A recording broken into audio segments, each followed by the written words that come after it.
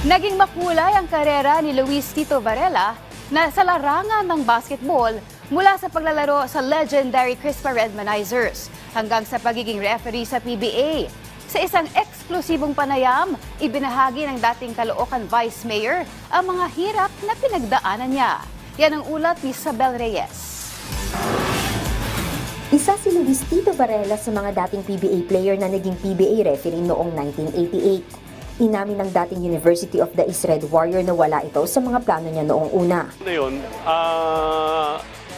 may nag-alok na sa akin pero ayaw ko talaga dahil alam ko mahirap yung trabaho ng referee kung kasama. Yung mga player ng Crispa. Kasi alam ko kung ano yung magiging tingin ng tao, nakakampihan ko. Dahil dati siyang manlalaro ng Crispa Redmanizers, ayon kay Varela, iba ang naging dating nito sa mga fans. Nilinaw niya rin na para sa kanya, trabaho lang ito. Fans, nung panahon naglalaro pa kami, o naglalaro pa ako, personal yung ano namin, yung banggaan namin. Utang na loob ko, yung sa Crispa, yung pagiging player ko na naging referee na ako. Na mali-mali ang perception nila. Ganon din naman yung mga fans na iniisip nila yung sa Toyota na kung dati akong Crispa, kakampihan ko yung Crispa. Malaking pagkakaiba. Tulad ng ibang referee, inamin ni Varela na mahirap ang magkamali ng tawag lalo na kung Ginebra San Miguel ang naglalaro noon. Sa katunayan, umabot ito sa punto na muntik na siyang magbitiw bilang game official. Natatandaan ko nung nag-file ako ng resignation dahil doon sa tawag ko sa Ginebra. Nakala ko may tama.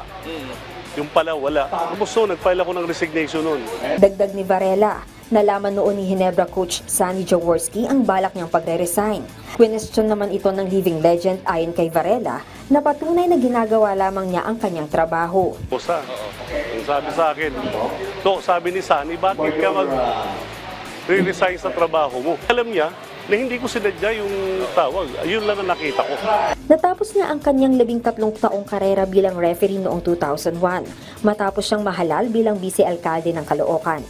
Nagkaroon si Varela ng mga pagsubok at tagumpay bilang manlalaro at kalaunan bilang opisyal ng laro. Ngunit ipinagmamalaki niya ang kanyang mga nagawa bilang referee dahil alam niyang natupad nito ang kanyang tungkulin at nakatulong sa pag-unlad ng PBA. Isabel Reyes para sa Pambansang TV sa Bagong Pilipinas.